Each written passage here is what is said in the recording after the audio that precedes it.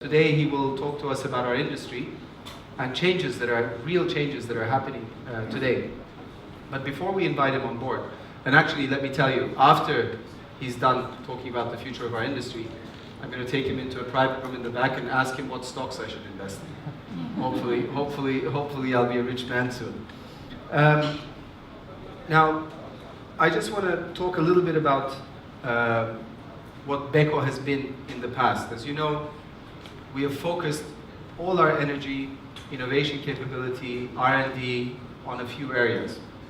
One of those is wellness and health. As you know, our sponsorship of Barcelona football team continues with full force. We are now also the main sponsor of the training shirt with Beko. I'm sure you've seen the visuals. And our Eat Like a Pro campaign has been a huge success globally. I know that I have 3 children. Those of you that have children in the audience know that your children won't eat broccoli when you tell them to, but when they see Lionel Messi of Barcelona eat broccoli, they sure as hell eat that broccoli. Now Ian has some other ideas on how to make children eat broccoli, which I'm sure he'll talk about it, which is very exciting. But for now, our sponsorship of Barcelona and our partnership together with UNICEF also is a huge success, and it is actually resulting in a much higher brand awareness for Beko, and our focus on health and wellness is truly paying off. In our booth, you will see many products that are focused on this, from vacuum blenders, which preserve the nutrients by making sure that they're blended in an oxygen-free environment, self-dosing, auto-dosing dishwashers, which reduce the amount of detergent that's being used, optimizes the amount of detergent that is being used, which is good for your health as well as good for the environment. New business models are coming from that, where we may give you the dishwasher and then you just pay us for every time you use it, as there's no dishwasher liquid being required, much easier for the consumer, time saving.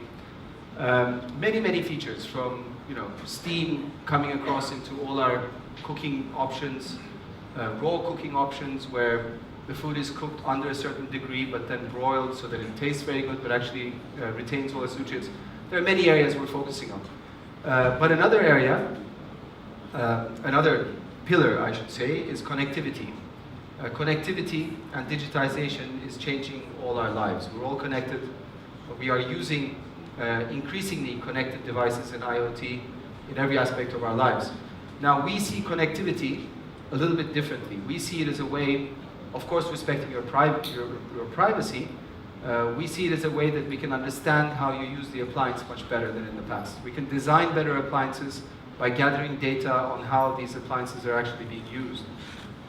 We can have preventive maintenance. If your refrigerator is about to break down, we can proactively send a service technician to your house to repair the problem before you even know that there's a problem. These are actually real consumer benefits that we are focusing on. Of course, the appliances talking to each other becomes a big time-saving factor as well for consumers, which we'll focus on a little bit later. Now, without taking too much more time, I'd like to invite Ian to come and join us. I'm sure you will be very interested to hear about his predictions of the future. Please.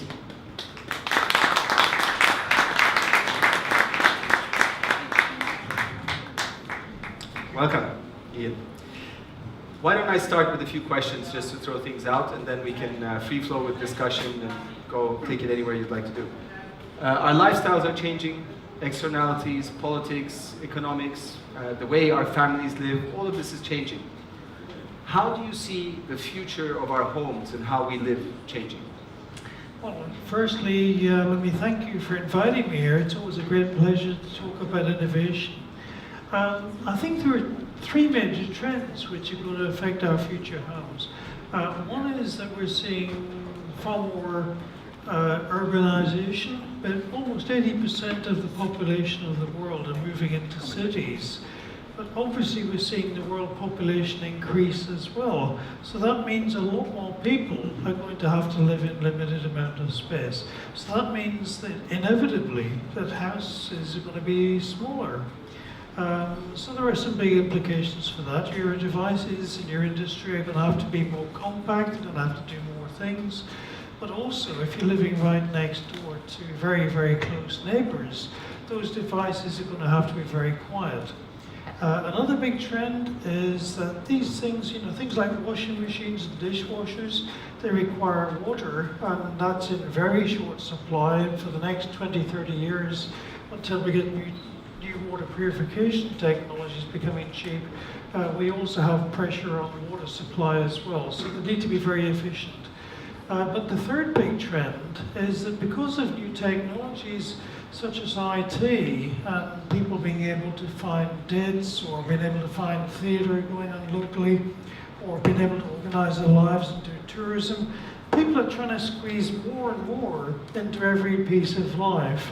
And what that means is that there's less time available for everything else. So you're going to have to make devices which are quicker, easier to use, quicker cycles, less demand for complexity when it comes to after sales. You're going to have to produce good after sales.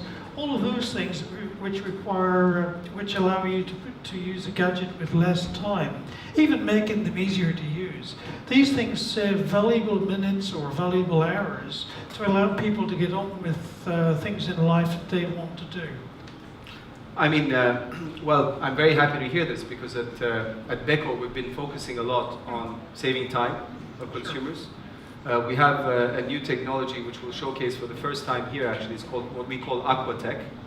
A Swedish scientist, Hans Rosling, I'm sure you've heard of him. He's a statistician. He actually has a very famous TED talk where he says the washing machine was the biggest invention of the world because it freed up the women's time to actually educate the children who are the ones that have innovated and actually changed the world. Today, billions of people still don't have access to washing machines, but we were inspired by how they use the power of water in nature, and we have a patented new technology that actually harnesses the power of water to perfectly mix with detergent and is much gentler on fabrics, extends the life of your clothes, but more importantly actually is much quicker, about 50% quicker than a normal cycle today. So we're going in the right direction. It's good to hear that. And of course, I hear the demand about silence. I think there are two ways to approach noise. One is to reduce the absolute quantity of noise, but we're doing a lot of research and spending resources on trying to figure out the best quality of noise as well. Because noise, lower is good, but if you can get that noise to a certain quality, it actually stops bothering human beings. So we're doing a lot of work in that area too. I'm very excited. Now, there are tens of thousands of engineers around the world in our industry, in the telecoms industry, in the automotive industry, and we're all trying very hard to make sense of IoT and how it will change people's lives. I mean, I'm convinced that it is not controlling your washing machine from your mobile phone. Yeah. It's not interesting. And I don't think we have quite yet found that game-changing feature for people utilizing this connectedness. What do you think about that, or which direction do you think it's going to go?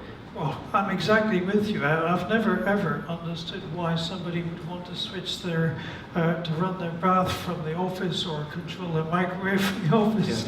Yeah. There is a lot of overhype in IoT, but a lot of it does make sense. Allowing all these gadgets to talk to each other, you just put the new washing machine or the new blender in the house, and now the artificial intelligence running your house knows it's there, so it knows what it can do. It might know what's inside the smart fridge, so it can then start using your everyday life, and it knows all about you. It knows what your agenda is, what your kids are supposed to be doing. So it can then say, well, you know, I know that your child is going out for a sports event this evening. It's going to, you know, this garment they were wearing last Tuesday hasn't been washed yet, so it needs to be. That will be a 20-minute cycle because it's made of this product. So it'll be ready immediately. That sort of thing allows you to use the benefits of IoT and all of the information connected together and linking it to the AI.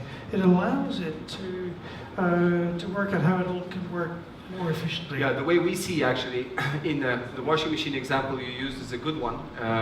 If you're a single person and the machine sees that you're choosing, let's say you're washing, you go to work every day and you wear a white shirt standard, the machine understands that you're repeatedly washing white shirts, we can actually download, asking your permission, an algorithm that is much more suitable to washing a white shirt that uses less detergent and perhaps protects the fabric, and the machine can actually decide to do this on its own.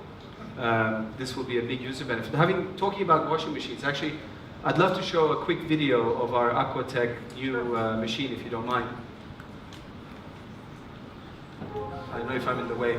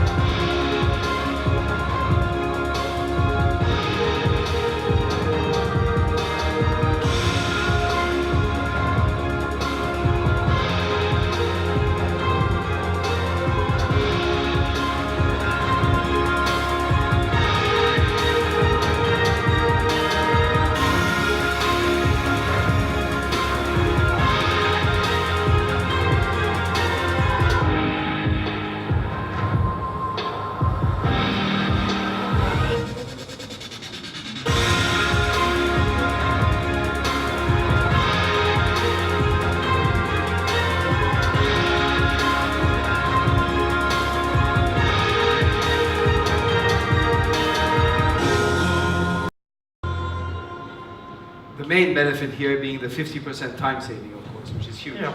To get that child's 20-minute cycle ready for whatever he's doing next. But it's also about saving the water and making sure that we're not putting too much detergent in the environment. Exactly. These things matter to customers as well. It does. It does. At Beko, of course, the third area we focus on is sustainability, which I didn't talk much earlier. But we try and make the most water and energy efficient machines globally.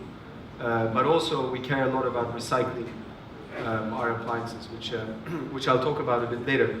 But let's hear more from you. What about augmented reality? How will that impact us, and how will that be implemented in our homes? I think augmented reality is going to be very, very powerful.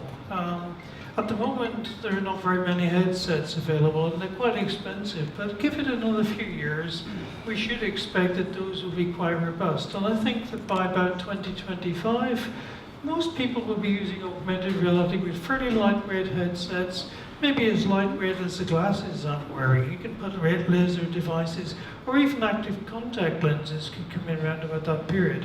So augmented reality is a very realistic technology.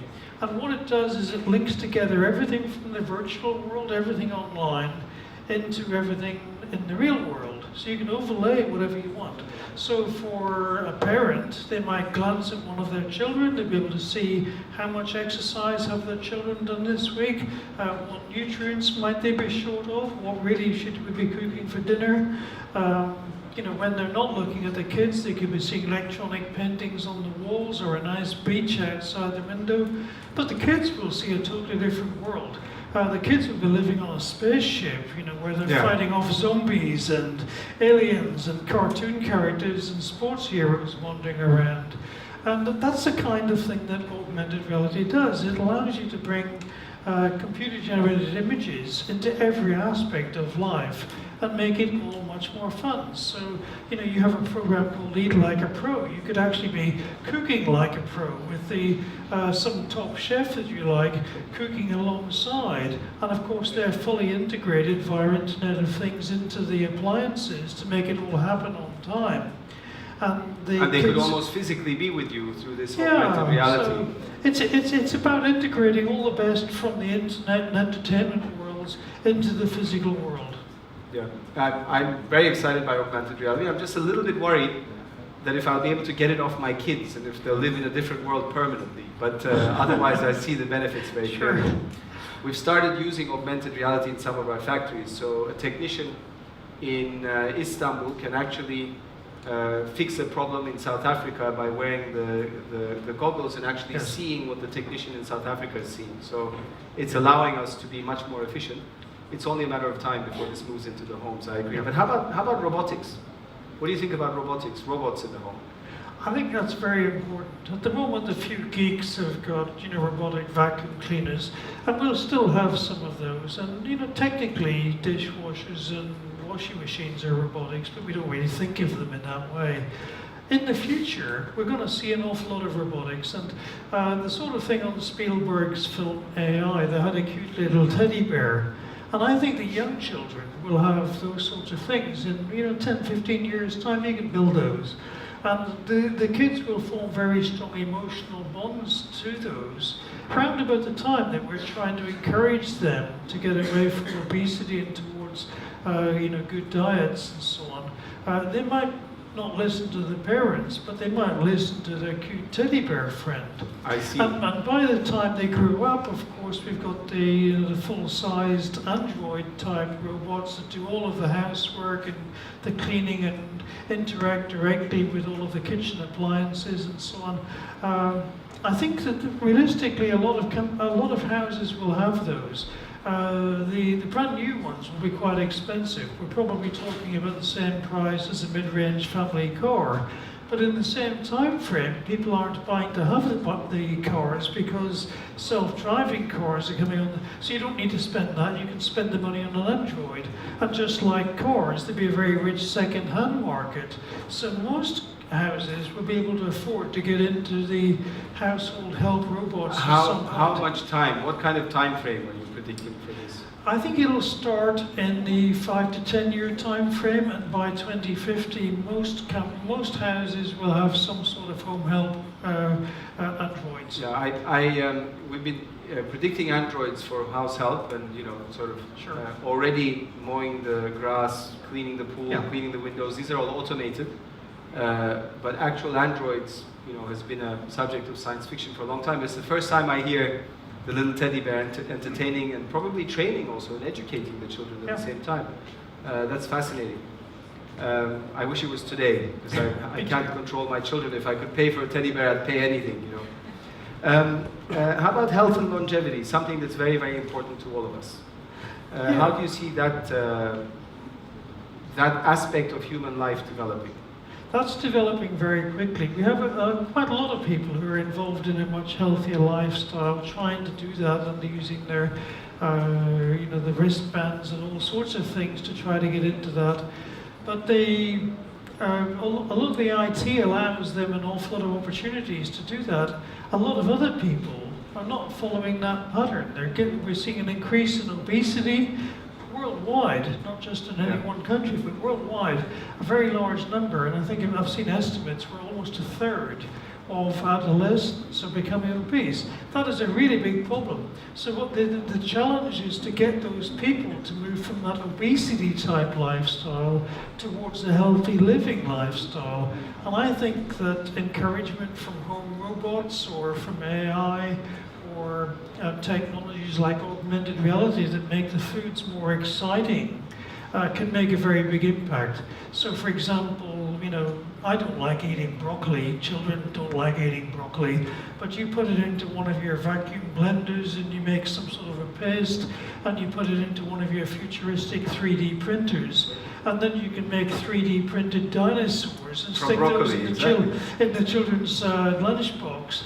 And when they're looking at that, they see the dinosaur ships, but the augmented reality can animate those and make the T-Rex, eat the other dinosaurs, and then, maybe some heroes come in a spaceship with the laser cannons and attack them all. You can imagine making this really good fun, and you can imagine how the augmented reality all the way through the day can make it more interesting for the kids to eat this stuff, but also for the parents to produce it, having the augmented reality chef alongside while you're preparing it, or having the sports hero joining the children for lunch so that they can have them alongside. So your eat like a pro is eat with a pro, and the parents are cooking with a pro.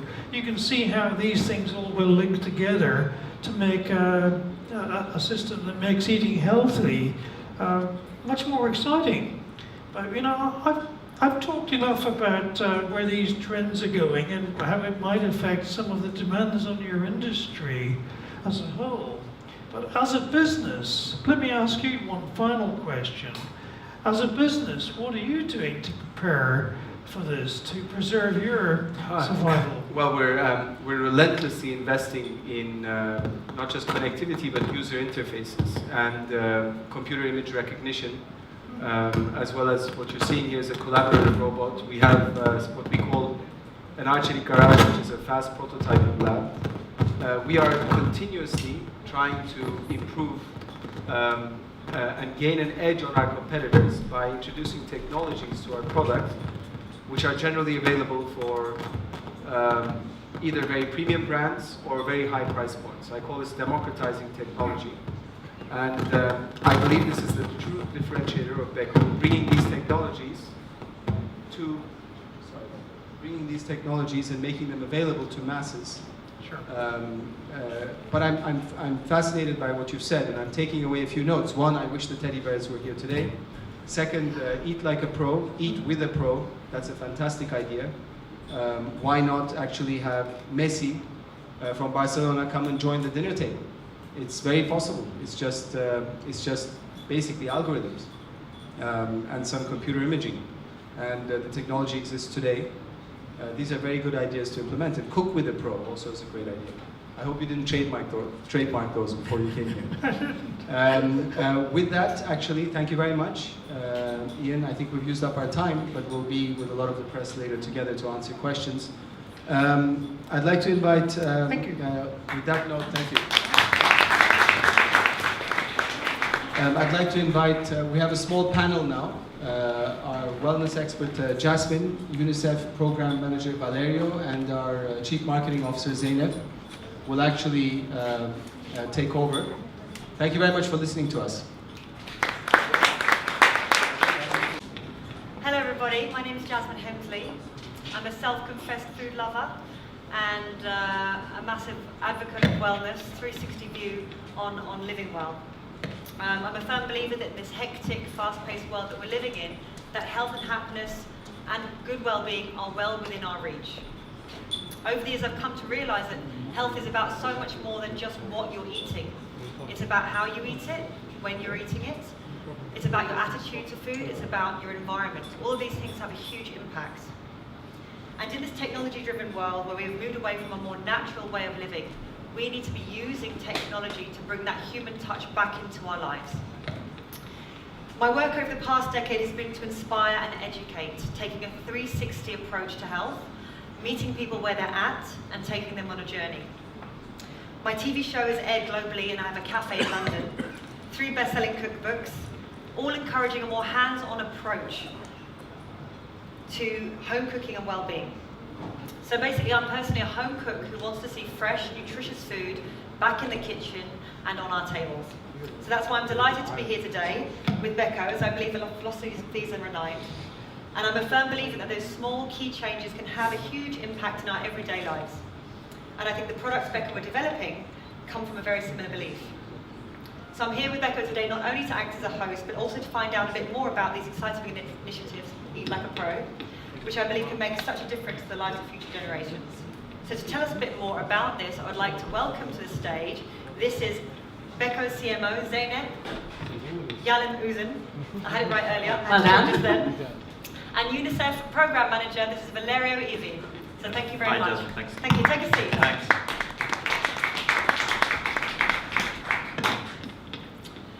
So to kick off, Zeynep, we heard from Hakan and Ian earlier about the predictions for the future and how developments in technology can enhance and shape our lifestyles in the years to come. But what does that really mean to the way that we eat, the way that we live, our environment, our society? Yeah, so Ian and Hakan were painting a really amazing picture for us with all these robots and artificial intelligence and how our lives will change through that. I think the angle that I personally want to bring into it is actually how people are changing, how mindsets are changing. So obviously being a marketeer, I work with consumers, and what I've been really seeing over the, let's say, last 5-10 years is people's mindset and attitude to brands has changed dramatically. Because there are so many problems that seem insurmountable in the world, people are really looking for solutions, and they're expecting brands to be part of the solution. In fact, that's why purpose-driven brands have become so important for people, because people want to support those brands that actually make a contribution to society. So therefore, purpose and for a brand to have a cause or a sort of a values has become very important in this kind of environment. And I can say, on a personal note, I'm actually super proud to be working for Beko, because Beko happens to be a brand with a very clear purpose.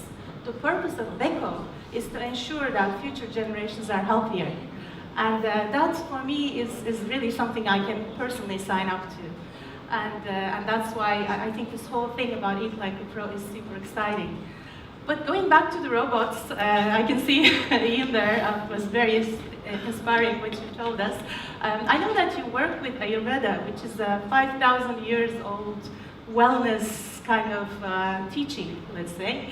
I was wondering how you were sort of thinking about the two together. What do you think? Completely split down the middle. One part of me is kind of very traditional. I really want us to be intuitive in the way that we approach food, to have a deeper understanding.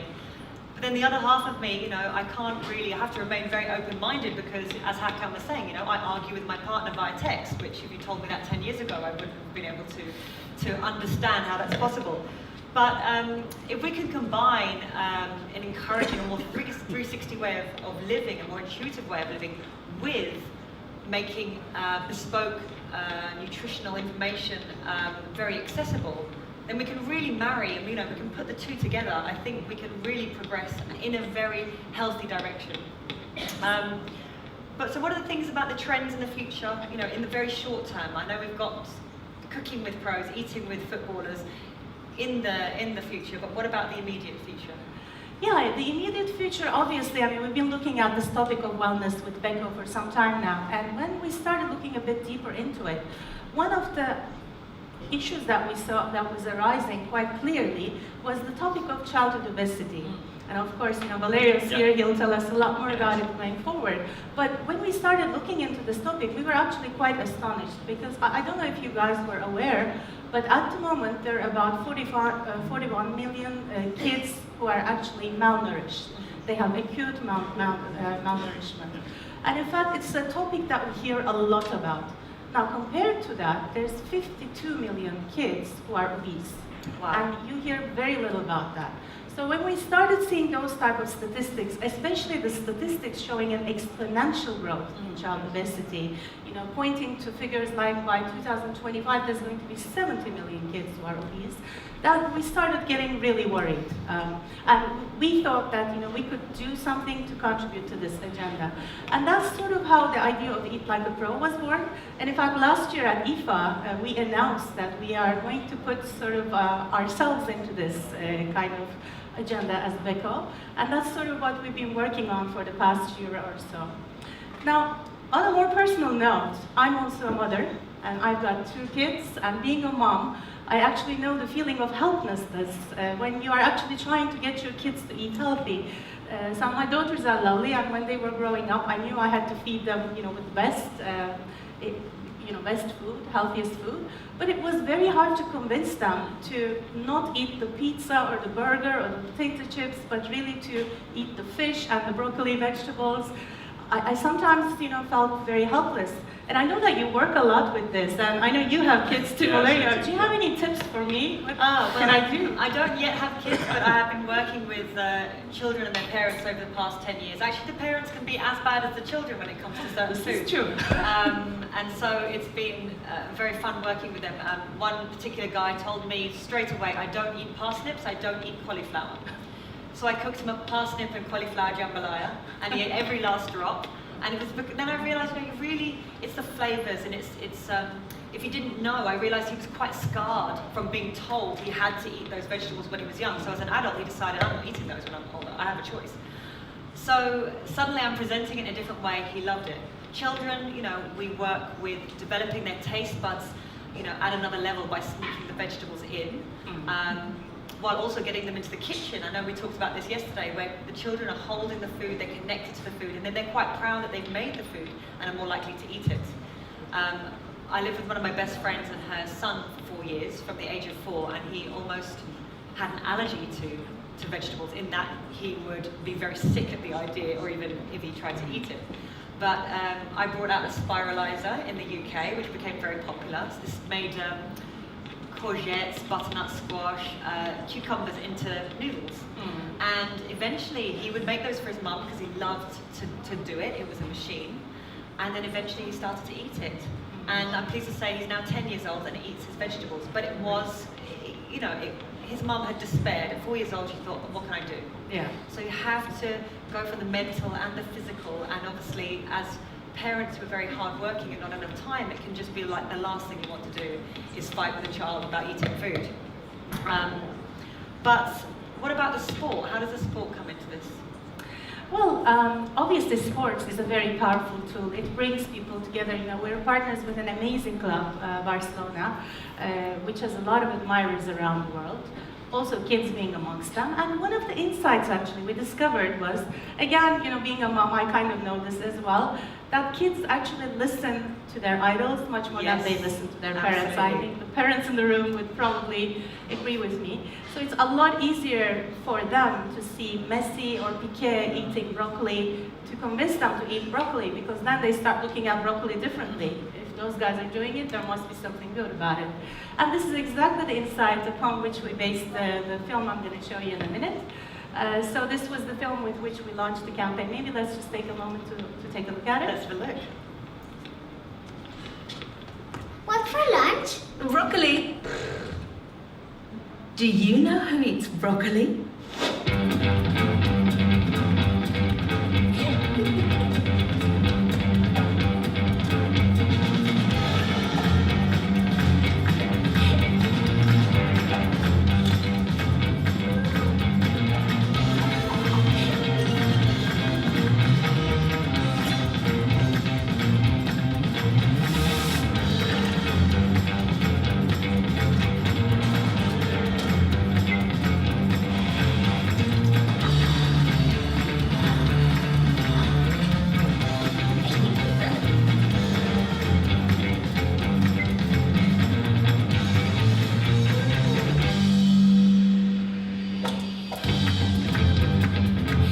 Children always do what their heroes do.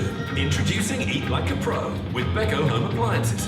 Visit our website and discover our exclusive healthy FC Barcelona recipes to eat like a pro.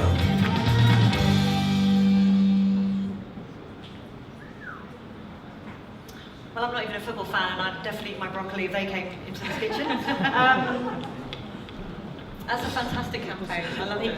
Thank you. I can see how that's definitely going to work. But what was really shocking and actually very, very sad were those statistics that you said earlier. Yeah. So we're so used to hearing about poverty, about malnutrition around the world, especially in children. But then suddenly, when you throw in those figures of you know, overweight, 41 million children under 5 are overweight. You know, we really have a problem here, and we realise it's so much more about balance. Because, you know, the whole time the big fear is never enough food, and suddenly too much food or the wrong foods. So even I think this summer in the west of Europe, we had reports of children who in the holidays weren't getting enough food. So schools really are an important place to make sure that we are doing all we can for the children. Valeria, what are the current projections? If we keep going at this rate, yeah, absolutely. What does the future look like? Yeah, no, absolutely. It looks pretty grim, and Zainab already mentioned, and Dr. Ian before as well. I think you can see staggering statistics on the background. And the most important trend is this one, that by 2025, if current trends continue, the world is expected to see 70 million children suffering from overweight or obesity. This doesn't need to be like that. However, if current trends continues, it will be like that. So the real crux of the matter is to try and intervene as soon as possible in a child's life.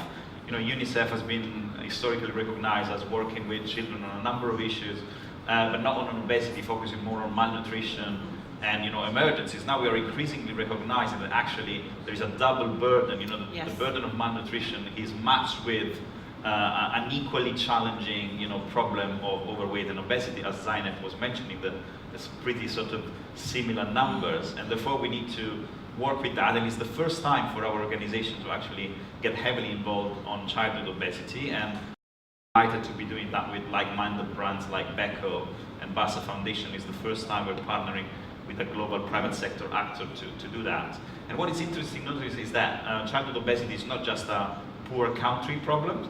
Of course, the incidence is much higher in the developing world, in middle and lower income countries, but increasingly, international statistics are talking about Europe as a place where the childhood obesity is a major concern. In a country like Germany, WHO estimated that in recent year, about 7% of girls and 11% of boys suffer from that problem, at risk or actually overweight or obese, and these are 2016 statistics.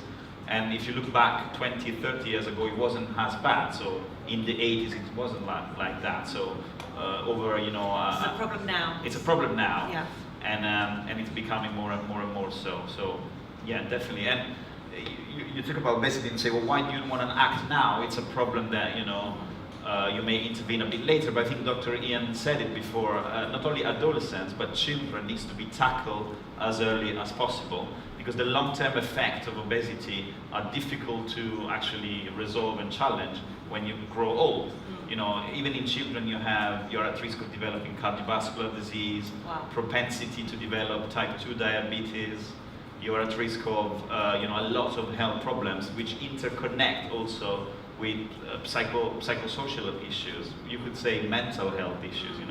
Children who are obese or overweight are more inclined to be not very happy about it, of course, to have low very self-conscious, low self-esteem. They do poorly at school. They are stigmatized. Yeah. And so we really need to tackle this interconnectivity between low self-esteem and health issue, and avoid that future society really will have socioeconomic problems. Imagine, the loss in gains in economic productivity of a generation if we do not act now. And I'm sure you're familiar also with this interconnectivity. Yes, interconnectivity. I think the great thing about children, even though it's super scary and something we haven't come across before, is that children, their brains are developing, you get them early, and it becomes their way of life. Exactly. And then once that becomes established and you create these patterns, it becomes no problem for the next generation again, because we know what works. Yeah. But yeah, the interconnectedness of things, not just the internet of things, but within ourselves. Suddenly we have things like, we can't just look at happiness in isolation or what we eat or exercise. Yeah. In the past, we've seen, firsthand the effects of just focusing on exercise. It became all about the exercise. Then we realised that didn't work, so we took away the playing fields, we took away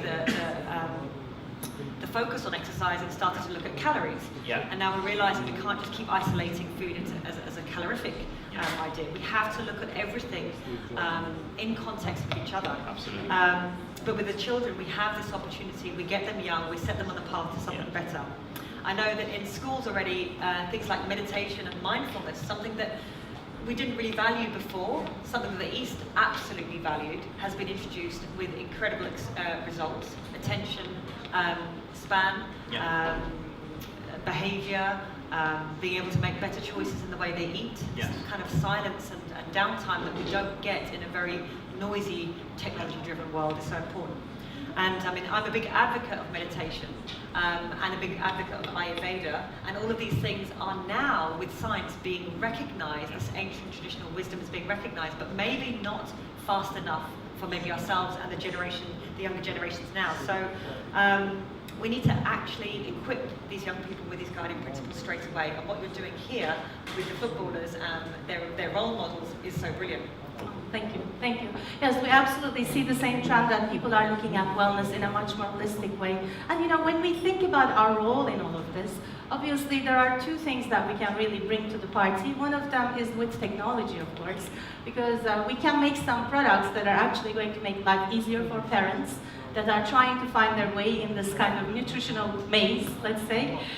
So we have a range out there. If you get a chance, please take a look at it. It's a wellness range, which is called the Eat Like a Pro range. So we have vacuum blenders, we have products that are really going to make small domestic appliances that are really going to make people helpful with their cooking when they're trying to create healthy things. The other thing is we've been investing into our steam ovens, refrigerators, things like that, where we can actually, with our refrigerators, provide vegetables to stay fresh for about 30 days. Wow.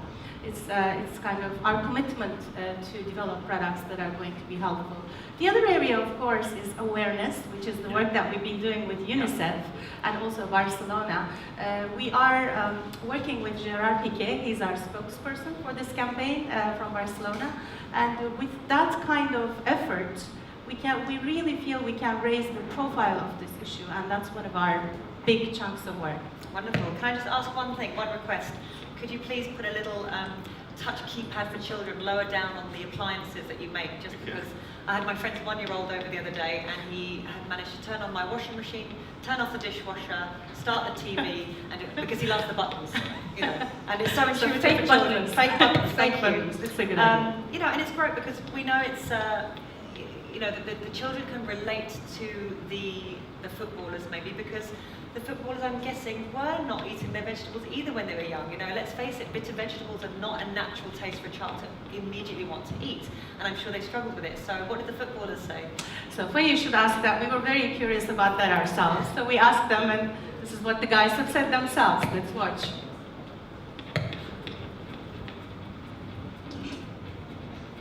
No. No, A veces sí, a veces no. no tanto, no. I had so many things I didn't like. A little difficult for me. Because, you know, as a kid you love to eat sweets, and I think I got to use much more healthy food. My parents always take care of me to teach me that it's good for me and my health and to be strong, to be tall. Look, I'm 194, so I think they did a good job.